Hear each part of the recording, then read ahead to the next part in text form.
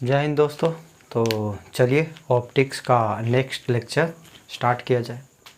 हमने previous classes में या प्रीवियस लेक्चर में हमने देखा था refraction by curved surface. Curve में स्फेरिकल का हमने फॉर्मूला देखा था। कनकेव या कन्वेक्स किसी भी तरीके का सरफेस होगा उसके लिए हमने एक फार्मूला देखा था और वो फार्मूला हम देखते हैं, एक बार फिर से रिवाइज करते हैं, उसके बाद कुछ क्वेश्चंस इसमें देखेंगे। ठीक है, तो ये हमारा ऐसा कर्व्ड सरफेस था, ये स्फेरिकल कर्व्ड सरफेस है और ये मिड पॉइंट से जाने वाला कोई भी जो एक्सिस होगा उसको प्रिंसिपल एक्सिस, इसे पोल इसमें नहीं बोला जाता है, ऑप्टिकल सेंटर बोला जाता है। तो ये ऑप्टिकल सेंटर हो गया और ये N1 रिफ्रैक्टिव इंडेक्स का मीडियम और ये N2 रिफ्रैक्टिव इंडेक्स का मीडियम है। और ये जो सरफेस है ये बाउंड्री है दो मीडियम को सेपरेट करने का, है ना। ये दो मीडियम का बाउंड्री है। N1 दोनों ट्रांसपेरेंट मीडियम होंगे और इसका ये बाउंड्री है। ठीक है, अब इसको हम किस साइड ऑब्जेक्ट रखते हैं उसके अनुसार से ये कनकेव होगा या कॉन्वेक्स होगा, है ना। अगर ऑब्जेक्ट हमारा इस साइड में है, ठीक है, तो लाइट ऐसे पड़ेगी, है ना। तो इस सरफेस पे लाइट पड़ेगी और ये सरफेस हमारा आउटवर्ड कर्व है ना, बाहर की ओर। तो बाहर की ओर अगर कर्व अगर रहे, बाहर की ओर उभरा हुआ रहता है तो हम उसको कॉन्वेक्स बोलते हैं। ठीक है, और अगर इस साइड में अगर ऑब्जेक्ट रहता तो लाइट जो पड़ रहा है किस साइड से पड़ेगा, इंसिडेंट लाइट, उसके अकॉर्डिंगली हम इसका कनकेव या कॉन्वेक्स बोलेंगे। ठीक है, तो ऑब्जेक्ट हमने इस साइड में रखा है N1 मीडियम में, तो लाइट इससे इंसिडेंट इसी तरीके से होगा, इसी वाले सरफेस पे, है ना। आउटवर्ड हमारा जो है कर्व्ड सरफेस है उसी पे हमारा, है ना। तो हम इस सरफेस को बाहर की ओर उभरा हुआ जो सरफेस है इधर से हमको दिख रहा है, इसलिए हम इसको कॉन्वेक्स। अगर इधर ऑब्जेक्ट रखें, इस साइड में रखें, तो लाइट ऐसे पड़ेगा धंसा हुआ सरफेस पे, तो उस अनुसार से वो हमारा क्या हो जाएगा, कॉनकेव हो जाएगा, है ना। तो वो आप समझ सकते हैं कॉनकेव और कॉन्वेक्स हम कब बोलते हैं, है ना।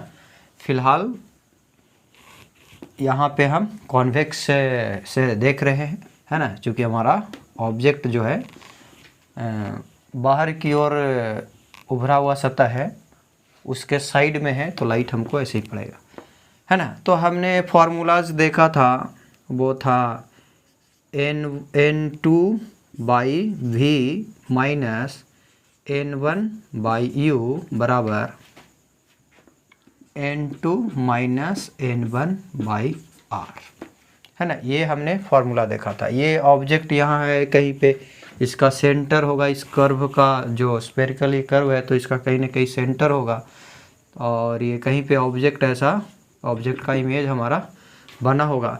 तो ये डिस्टेंस को हमने भी माना था और ये हमारा यू था, सॉरी ये यू था और ये भी था और ये हमारा रेडियस ऑफ कर्वेचर था, सेंटर और ये मिड पॉइंट से दूरी, है ना। तो ये फार्मूलाज था। आपको रिफ्रैक्टिव इंडेक्स जो है N1 और N2 के टर्म में याद नहीं रखना है, ठीक है। नहीं तो N1 कौन सा है, N2 कौन सा है, ऐसा कुछ दिया हुआ नहीं रहेगा कि N1 इसी दे देगा, इसका रिफ्रैक्टिव इंडेक्स दे देगा इस मीडियम का और इस मीडियम का। तो N1 जो हुआ जिस मीडियम में ऑब्जेक्ट है वो है, ठीक है, या हम कहेंगे N1 वो होगा जिससे लाइट इन कर रहा होगा, ठीक है, जिससे लाइट इन कर रहा होगा, और N2 जिसमें लाइट इन करेगा, ठीक है। तो इस तरीके से याद रखना है N1 और N2 यानी रिफ्रैक्टिव इंडेक्स ऑफ मीडियम, आपको इस तरीके से याद रखना है क्योंकि वहाँ पे वैल्यूज देगा, है ना। तो ये इस तरीके से आप याद रखिएगा तो कन्फ्यूजन नहीं होगा। आप यहाँ पे N2 आपने इसको माना है और ये क्वेश्चन में इसी को N1 दे देगा, तो आप ऐसे फॉर्मूला रख लीजिएगा तो आंसर गलत आ जाएगा। तो ये ध्यान देना है कि N1 N2 आप किस तरीके से याद रखते हैं, ठीक है। दूसरा फॉर्मूला हमारा आया था इसका फोकस का, है ना। तो फोकस बराबर हमारा जो आया था F और वो आया था N2R by N2 minus N1। एक ये फोकस का आया था। रिफ्रैक्टिव इंडेक्स उसी तरीके से याद रखना है, N2 किसका, जिसमें लाइट इन कर रहा है, और N1 जिससे लाइट इन करता है। हाँ, ऑब्जेक्ट जिसमें है वो N1 हम मान सकते हैं, लेकिन इमेज जिसमें है उसको N2 हम ऐसा नहीं कहेंगे कि N2 जिसमें इमेज है, वो इमेज हमारा ऑब्जेक्ट साइड में भी बन सकता है ना, तो वो ध्यान देना है। ठीक है, अब यहाँ से एक और हमारे पास फॉर्मूला है, इसको भी आप याद रखिएगा, मैग्नीफिकेशन का। ठीक है, मैग्नीफिकेशन का जो फॉर्मूला है हमारे पास, उसको भी आप याद रखिएगा। इंक ज़्यादा निकले। एम जो हो गया वो होता है N2 into v divided by N1 into u. ये फार्मूला भी आपको याद रखना है। मैग्नीफिकेशन आप इसको ड्राइव कर सकते हैं, निकाल सकते हैं, आप निकालने का कोशिश कीजिएगा, अगर नहीं होता है तो कमेंट करिए, इसको हम निकाल के दिखा देंगे। ठीक है, तो ये 3 फार्मूला है, इसका आपको याद रखना है। क्लियर है। और ये रिफ्रैक्टिव इंडेक्स आप ऐसे याद रखिएगा, N2 जो है जिसमें लाइट इन किया, और N1 जिससे लाइट इन किया। क्लियर है। इस तरीके से ये हमारे पास 3 फार्मूला, ये फार्मूला याद रहेगा, इससे हम क्वेश्चन सोल्व करेंगे। उससे पहले थोड़ा सा कन्वर्जिंग और डाइवर्जिंग के बारे में डिस्कस कर लेते हैं। इतना ही हमने फार्मूला देखा था, और कन्वर्जिंग और डाइवर्जिंग के बारे में थोड़ा सा डिस्कस कर लेते हैं। देखिए,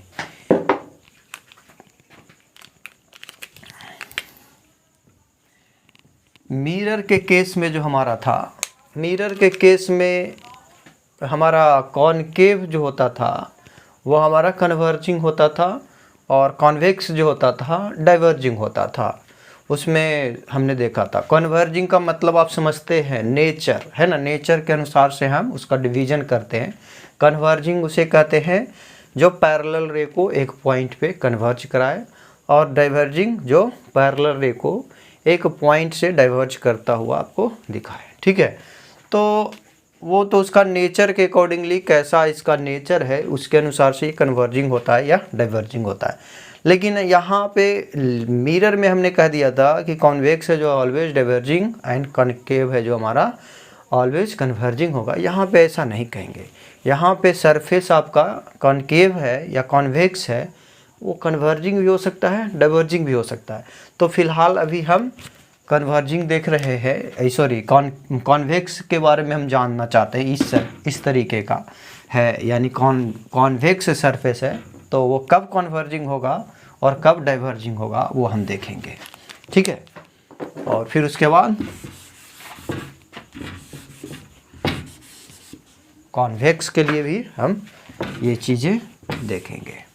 ठीक है, तो ये रिफ्रैक्टिव इंडेक्स N1 N2 हम हमेशा ऑब्जेक्ट है जिसको हम N1 मानते हैं, तो आप ऐसा याद नहीं रखिए कि ऑलवेज N1 वैसा ही होगा। ठीक है, तो वो बात समझिएगा। अब यहाँ पे देखिए, पैरेलल रेज जो हैं, सपोज करिए केस नंबर 1 में कि N1 जो है लेस देन N2 है, 1 में कॉन्वेक्स सरफेस है और ऐसा कुछ। ठीक है, कॉन्वेक्स हम इस साइड से रे इंसिडेंट करवा रहे हैं, और ये सरफेस हमारा कॉन्वेक्स है, इसीलिए कॉन्वेक्स हम इसको बोलेंगे। जिधर से रे पड़ रहा है वो सरफेस कैसा है उसके अनुसार से इसको कॉन्वेक्स बोलेंगे या कॉनकेव बोलेंगे। अगर रे हमारा इधर से पड़ने लगता, क्योंकि ये दोनों हमारा ट्रांसपेरेंट मीडियम है, तो यहाँ पे लाइट इधर से भी पड़ सकता है, इधर से भी पड़ सकता है कि नहीं। तो आप इसको किस साइड से देख रहे हैं वो बहुत मायने रखता है। हम इस साइड से देख रहे हैं तो ये हमको कॉन्वेक्स लग रहा है, अगर इस साइड से अगर लाइटें जाएगी तो ये कॉनकेव हो जाएगा। ठीक है, तो अभी फ़िलहाल हम इस साइड से लाइटें डाल रहे हैं, इंसिडेंट करवा रहे हैं, तो ये कॉन्वेक्स है। तो पैरेलल रेज है किसके, प्रिंसिपल एक्सिस के, या किसी के भी पैरेलल हो, अभी फ़िलहाल हम प्रिंसिपल एक्सिस के ले रहे हैं, तो किसी न किसी पॉइंट पे वो कन्वर्ज होगा या डाइवर्ज होता हुआ लगेगा। जिस पॉइंट पे कन्वर्ज या डाइवर्ज होता हुआ लगेगा वो पॉइंट हमारा फोकस कहलाएंगे। समझ गए। तो देखिए, अब ये कन्वर्ज होगा कि डाइवर्ज होगा, इसका सेंटर सपोज करिए यहाँ पे है, तो नॉर्मल सबसे पहले ड्रॉ करेंगे। यहाँ से ये हमारा नॉर्मल हो गया, है ना। तो ये रे जो है अगर कोई दूसरा मीडियम नहीं होता तो ये अपना स्ट्रेट ऐसे निकल जाता, है ना, इसी पाथ पे चला जाता। लेकिन चूंकि मीडियम हमारा चेंज हुआ है तो N2 है जो बड़ा है, तो ये नॉर्मल से अवे जाना चाहिए, है ना। तो नॉर्मल से सॉरी अवे कैसे नज़दीक आएगा ना, रेयरर मीडियम से हायर में, तो नॉर्मल से नज़दीक, ऐसा कुछ क्लियर है। ये थोड़ा सा अपने पाथ से नॉर्मल की ओर शिफ्ट हुआ। उसी प्रकार से इसको भी देखिएगा तो ऐसा कुछ नॉर्मल यहाँ बनाएंगे और ये ऐसे अपना अकॉर्डिंगली, जो अगर नहीं कुछ होता तो ऐसे चलता। लेकिन चूंकि हमारा मीडियम चेंज हुआ है तो वो क्या करेगा कि दूसरे मीडियम में जो इन कर रहा है तो हायर रिफ्रैक्टिव इंडेक्स में तो नॉर्मल की ओर शिफ्ट होगा, तो ऐसा कुछ, ठीक है।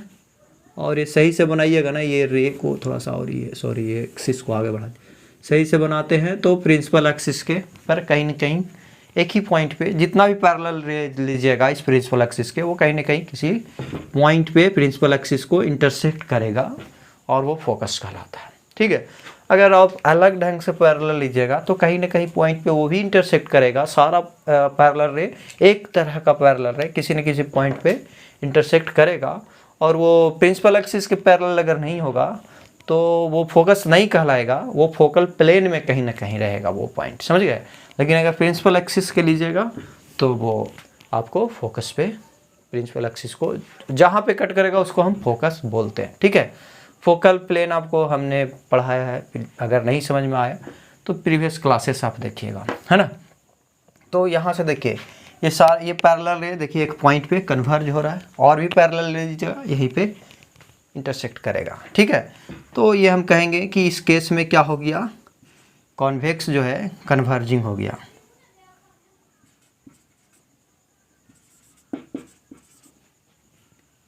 है ना, कन्वर्जिंग, ठीक है।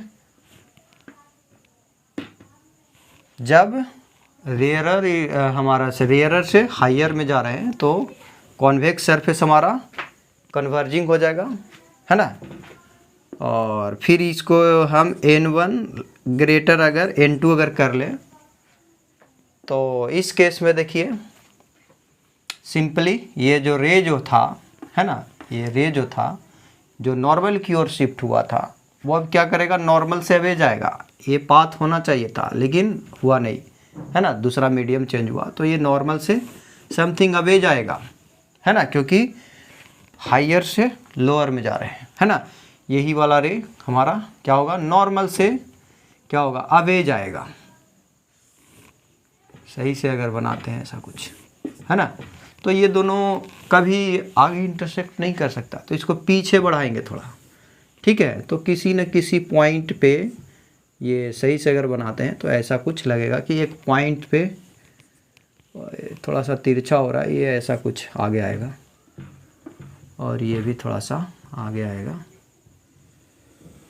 ठीक है। एक पॉइंट पे प्रिंसिपल एक्सिस के पैरेलल लेंगे तो प्रिंसिपल एक्सिस पे, तो इस पॉइंट से लगेगा कि ये रे जो है ये दोनों डाइवर्ज हो रहा है, ये दो है तो दो कह रहे हैं, बाकी जितना भी आएगा तो ये डाइवर्ज होता हुआ हमको यहाँ से, और ये डाइवर्जिंग पॉइंट या कन्वर्जिंग पॉइंट हमारा फोकस कहलाता है जब प्रिंसिपल एक्सिस के वो पैरेलल होगा। तो इस केस में हमारा क्या हो गया, डाइवर्जिंग हो गया, है ना। ये हमारा क्या हो गया, डाइवर्जिंग हो गया, ठीक है। तो कॉन्वेक्स कब कन्वर्जिंग होगा, जब लोअर से हायर में, और जब हायर से लोअर में जाएगा तो डाइवर्जिंग, ठीक है। और सेम उसी तरीके से अगर हम कन्वर्जिंग सरफेस ले लें ऐसा कुछ, है ना, और ये हमारा पैरेलल रे है, ठीक है, ये सेंटर है इसका, तो ये नॉर्मल ऐसे बनेगा और ये N1 है और ये N2 है। फर्स्ट केस में N1 लेस देन N2 कर लीजिए, है ना। तो ये क्या होगा कि रे तो हमारा निकलना चाहिए था ऐसे, चूँकि हमारा N2 ग्रेटर है तो ये नॉर्मल की ओर, नॉर्मल हमारा ये है तो नॉर्मल की ओर शिफ्ट होगा, तो ये ऐसा गया। फिर दूसरा पर यहाँ भी नॉर्मल बनाइए और ये रे ऐसे जाता, लेकिन चूँकि ये तो ये नॉर्मल पे, नॉर्मल की ओर बेंट होगा, है ना। सही से डायग्राम बनाएंगे, ये नॉर्मल की ओर बेंट होगा। ठीक है, तो ये डाइवर्ज ये आगे कहीं कट नहीं करेगा, इसको पीछे आप बढ़ाइएगा कहीं पे। ठीक है, तो आप पीछे कहीं पे इसको बढ़ाएंगे ना, तो कहीं पीछे जाके ये इंटरसेक्ट करेगा। ठीक है, तो इस पॉइंट से हमें लगेगा कि ये डाइवर्ज हो रहा है। ठीक है, तो ये डाइवर्जिंग हो गया इस केस में। और उसी प्रकार से n1 अगर ग्रेटर देन n2, तो यहाँ पे आपको नॉर्मल से वे जाएगा और ये रे जो इधर जा रहा था और ये रे हमारा ऐसे जाएगा और ये यहाँ पे फोकस हो जाएगा, तो ये इस केस में कन्वर्जिंग हो जाएगा। ठीक है, तो कन्वर्जिंग कब होगा, डाइवर्जिंग कब होगा, सरफेस आप ये समझ रहे हैं। ठीक है, और फोकस से अगर आपको समझना है, जब फोकस जो है सेम डायरेक्शन में आएगा तो वो डाइवर्जिंग होगा, और फोकस जब अपोजिट डायरेक्शन में आ रहा है यानी दूसरे मीडियम में आ रहा है फोकस, तो वो कन्वर्जिंग होगा। ठीक है, कन्वर्जिंग आप समझते हैं, कन्वर्जिंग जब हो गया डिवाइस तो वो रियल और वर्चुअल दोनों बनाएगा, डाइवर्जिंग हो गया तो सिंपली वर्चुअल इमेज बनाएगा। ठीक है, तो एक तो आप ये याद रख सकते हैं कब कन्वर्जिंग, हमने पूरा आपको डायग्रामेटिकली बना के दिखाया कि कैसे कन्वर्जिंग हुआ, कैसे डाइवर्जिंग हुआ। दूसरा, आप फोकस अगर पता है किस साइड में फोकस है, उसके अनुसार से आप कन्वर्जिंग डाइवर्जिंग कर सकते हैं। देखिए, अपोजिट साइड में फोकस हुआ था इसमें तो कन्वर्जिंग आया था, है ना। फिर यहाँ पे भी हमारा देखिए अपोजिट साइड में यानी दूसरे मीडियम में फोकस आया तो कन्वर्जिंग हुआ, है ना।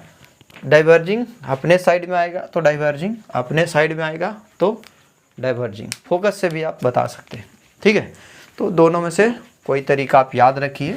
ठीक है, तो कन्वर्जिंग और डाइवर्जिंग इसमें बता सकते हैं। यहाँ पे ये कह देना कि कन्वेक्स है जो कन्वर्जिंग है या डाइवर्जिंग है, ये गलत बात है। ठीक है, यहाँ पे मीडियम डिपेंड करता है कि कहाँ से कहाँ लाइटें जा रही है, किस तरीके का मीडियम है। ठीक है, दोनों जो मीडियम है, हायर कौन है लोअर कौन है, तो उसके अकॉर्डिंगली हम समझते हैं। ठीक है, अब यहाँ एक क्वेश्चन लेंगे और क्वेश्चन से और हम समझेंगे। और हमारे पास ऐसा कुछ एक कॉन्वेक्स सरफेस है, ऑब्जेक्ट है ऐसा, और इसका सेंटर कहीं होगा, है ना। अच्छा, कॉन्वेक्स कॉनकेव हम पहले ले लेते हैं, कॉन्वेक्स भी ले सकते हैं, ऐसा कोई बात नहीं है।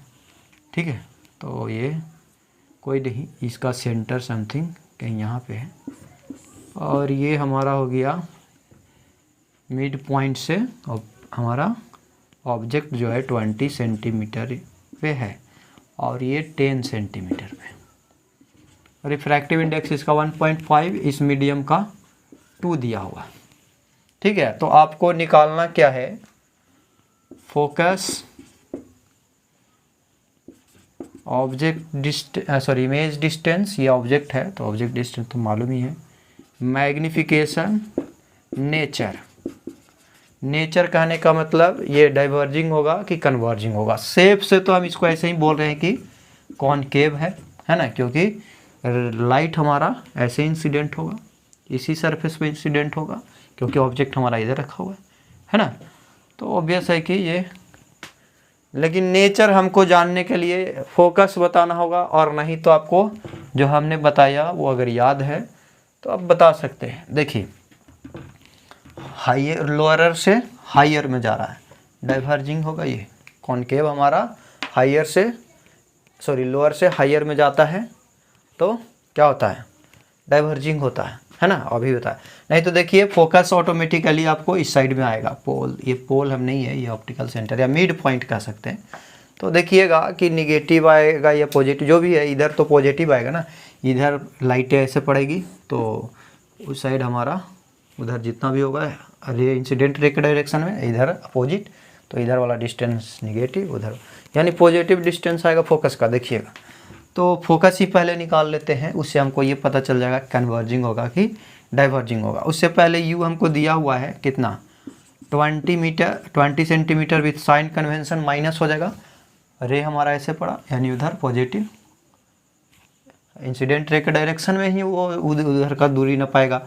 और अगर हम इस साइड में आते हैं तो अपोजिट चलेंगे इंसिडेंट रे के, तो निगेटिव हो गया, है ना। और ये आर दिया हुआ है, आर भी अपोजिट ही चलेंगे तभी मिलेगा, है ना। और ये -10 सेंटीमीटर, ये दो चीज़ दिया हुआ है, ठीक ना। तो फोकस हमारा, फोकस का जो फार्मूला होता है N2 R by N2 minus N1। तो यहाँ से N2 हमको दिया हुआ है कितना, देखिए N2 आप समझिएगा, N2 हमने किसको माना था, जिसमें लाइट इन करे, तो लाइट इससे इन करेगा किसमें, ये 2 वाला रिफ्रैक्टिव इंडेक्स में। तो N2 का मतलब वहाँ अभी यहाँ पे 2 है, देखिए यहाँ पे N1 N2 दिया हुआ ही नहीं है। तो आपको अगर समझ में आया होगा वहाँ पे, तभी आप ये वैल्यू पुट करेंगे, है ना। आप फार्मूला याद रख रहे हैं लेकिन यहाँ रिफ्रैक्टिव इंडेक्स ऐसा दिया हुआ है। तो ये क्या हो गया, N2 हमारा 2 है, 2 रिफ्रैक्टिव, जिसमें लाइट इन कर रहा है उसका कितना रिफ्रैक्टिव इंडेक्स है, 2 है, 2 रखा। R हमारा दिया हुआ है -10 सेंटीमीटर, और ये 2 माइनस जिससे लाइट इन कर रहा 1.5 है दिया हुआ। तो ये हो गया, यहाँ से हमारा ये घटेगा तो ये 2 बटा कितना आ गया 0.5, 2/0.5 गुना -10 सेंटीमीटर। तो यहाँ से जो एफ आ गया हमारा वो कितना हो गया, ये हो गया 20/5 यानी -40 सेंटीमीटर एफ आ गया। देखिए -40 सेंटीमीटर, यानी कि आपका फोकस समथिंग कहीं यहाँ पे है, ऑब्जेक्ट से दुगना दूरी पे, और निगेटिव ही आया है, तो सेम साइड में फोकस है। सेम साइड में जब फोकस आता है, आपको बताया गया है कि डाइवर्जिंग होता है ना। तो नेचर इसका क्या हो गया, नेचर कहेगा तो हम कहेंगे कि डाइवर्जिंग, है ना, पता चल गया हमको। और ऐसे भी हम जान रहे थे कि हायर से लोअर से हायर में जाता है तो डाइवर्जिंग ही होता है ना। तो ऐसे भी हमको पता चल गया। अब भी निकाल सकते हैं, ऑब्जेक्ट डिस्टेंस वो N2/V माइनस N1/U बराबर N2 माइनस N1/R। और देखिए इस एक और फार्मूला से ये बन सकता है, हमारे पास एक और ये फार्मूला था, और ये N2/V माइनस N1/U को F के टर्म में आप लिख सकते हैं, ठीक है। तो ये हो सकता है, F हमारा कितना आया था, F का फार्मूला इतना के बराबर जो हुआ था, ये हाँ ये F हुआ था ना, तो हाँ इसको ऐसे लिख सकते हैं N2/F, फोकस के टर्म में। फोकस हमको मालूम हो गया है तो उससे भी आप निकाल सकते हैं, ठीक है। तो ये हमारा, या R हमको दिया हुआ तो R से भी निकाल सकते हैं। और यहाँ से जो हो गया हमारा N2 का वैल्यू, देखिए कहाँ है N2, हाँ देखिए N2 का मतलब जिसमें लाइट इन करने वाला, यानी 2 दिया हुआ, तो 2 और V मालूम नहीं है, और N1 हमको 1.5 U दिया हुआ है -20 सेंटीमीटर, और ये 2 माइनस 1.5 और ये -10 सेंटीमीटर। तो यहाँ से आप इसको सोल्व कीजिए, ये 2/V हो गया, और इसको इधर ले जाइए, ये माइनस माइनस प्लस इधर जाएगा तो माइनस नहीं होगा, तो -0.5/20 सेंटीमीटर, और ये हो गया देखिए 0.5 हो जाएगा, ये माइनस वाला माइनस रहेगा, और ये प्लस, ये हो गया 0.5/10 सेंटीमीटर। एलसीएम हो गया हमारा 20 सेंटीमीटर, और ये हो गया -1.5 और ये 1 हो जाएगा, है ना। तो यहाँ से -2.5/20 सेंटीमीटर। तो V बराबर हमारा क्या हो गया, V/2 हम कर सकते हैं, वो अपोजिट कर लिए, तो 20 बाई, क्लियर है। और यहाँ से जो V हो गया ये ऊपर चला जाएगा, तो कितना हो गया 40, 2 गुना हो जाएगा ना, 2 आया था, तो 14 सेंटीमीटर बाई 2.5 माइनस में, तो ये कट भी जाएगा। 2.5 से अगर कटता है तो कितना हो जाएगा,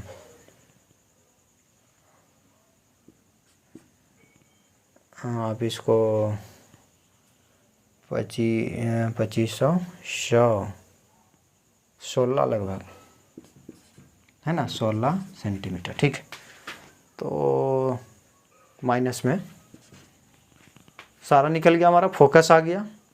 देखिए ये छोटा इमेज बनेगा क्योंकि हमारा इमेज डिस्टेंस जो आया, देखिए समथिंग कहीं यहाँ पे इमेज बन रहा होगा, सेंटर से अंदर है, सेम साइड में बन रहा है, तो वर्चुअल इमेज ही बन रहा होगा, है ना।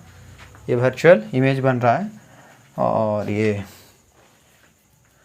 अब देखिए मैग्निफिकेशन बचा हुआ एक, तो मैग्निफिकेशन बराबर माइनस नहीं n2 into v by n1 by u. n2 दिया हुआ 2, v हमारा कितना आया -16 सेंटीमीटर, n1 1.5 और ये 20 -20 माइनस कैंसिल हो जाएगा, और ये हो गया 2/1.5 का मतलब हो गया 4/3, और ये कट जाएगा तो ये हो जाएगा 4/20 कितना हो गया, सॉरी 4 चौका, हाँ ये 4 से कटेगा 4, और ये हो गया हमारा 5, है ना। तो 16 कितना 5 या 15,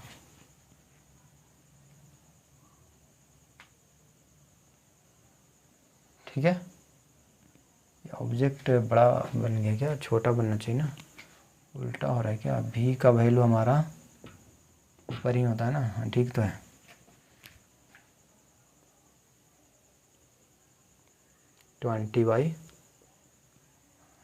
हाँ ठीक है। अब बड़ा बने या छोटा बने, डाइवर्जिंग में तो ऐसा छोटा ही बनता है, लेकिन यहाँ पे कुछ भी हो सकता है, क्योंकि इमेज भी जो है हमारा डिपेंड करता है किस पे, आपका रिफ्रैक्टिव इंडेक्स पे, है ना। साइज ऑफ देखिए n2 इंटू v बटा n1 इंटू यू, है ना। अपने वाले, अच्छा उल्टा हो गया ना, ये मैग्निफिकेशन का फॉर्मूला ये n1 होता है ऊपर और ये n2 होता है, ये उल्टा हो गया था मैग्निफिकेशन का, वही ला कि छोटा आएगा। वहाँ पे अगर हमने मैग्निफिकेशन का अगर फॉर्मूला लिखा होगा तो वो गलत लिखा गया होगा।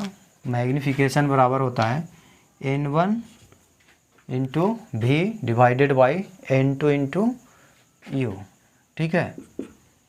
तो यहाँ से ये हो गया 1.5 और ये -16 और ये हो गया 2 और ये हो गया कितना -20, तो ये हो गया हमारा 3/4 और ये हो गया 4/4, 4 से कटेगा यानी कि हो जाएगा 3/5। छोटा होना चाहिए था डाइवर्जिंग में, और छोटा नहीं आ रहा था तो कुछ गड़बड़ था। मैग्निफिकेशन का फॉर्मूला थोड़ा सा सुधार लीजिएगा, ठीक है। तो ये हमारा मैग्निफिकेशन निकल गया और ऑब्जेक्ट डिस्टेंस भी हो गया, है ना। तो ये क्वेश्चन इस तरीके का रहेगा, ठीक है। और इसमें बहुत सारा वैरायटीज ऑफ क्वेश्चन बनेंगे। ये हो सकता है कि डाइवर्जिंग ही हो जाए, रिफ्रैक्टिव इंडेक्स अलग अलग हो जाए। तो डाइवर्जिंग है तो वर्चुअल इमेज बनाएगा, है ना। देखिए पॉजिटिव है मैग्निफिकेशन, वर्चुअल इमेज है, सेम साइड में बन रहा है ना। और कन्वर्जिंग होगा तो बहुत सारा पॉसिबिलिटी है, तो हम वो भी देखेंगे जब कन्वर्जिंग है तो क्या क्या पॉसिबिलिटी है। हालांकि हमने मिरर में देखा था, यहाँ पे भी हम कन्वर्जिंग में देखेंगे। वहाँ पे ए फॉर सेंटर हम समझते सेंटर हमारा दुगना होता था, यहाँ पे ए फॉर आर में कोई रिलेशन ऐसा है नहीं, है ना। रिलेशन है लेकिन ऐसा वाला कॉम्प्लिकेटेड रिलेशन, ऐसा नहीं कि F बराबर R/2, ऐसा कुछ रिलेशन नहीं है ना। तो यहाँ पे हम कहेंगे कि ऑब्जेक्ट कहाँ कहाँ रखेंगे, कंडीशन देखेंगे, चेक करेंगे, है ना। F और 2F से बाहर या इन्फिनिटिव या ऐसा करके हम देखेंगे अगले क्लास में, ठीक है। तो 6 कंडीशन इसमें भी आएगा और इससे और भी क्वेश्चन हम देखेंगे बना के, ठीक है।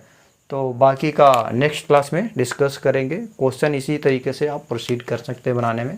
क्वेश्चन बनाइए और नहीं बनता है तो मेरे पास भेजिए, ठीक है, हम देखेंगे उसको, ठीक है। तो आज भर के लिए इतना ही, और बाकी नेक्स्ट लेक्चर में हम इसका और भी देखेंगे, क्वेश्चन देखेंगे और कंडीशन देखेंगे कैसे कैसे इमेज बनता है। क्लियर है? तो धन्यवाद। वीडियो को ज़्यादा से ज़्यादा आप शेयर करें ताकि सारे बच्चों को इसका लाभ मिले। तो नेक्स्ट लेक्चर में मिलते हैं। धन्यवाद।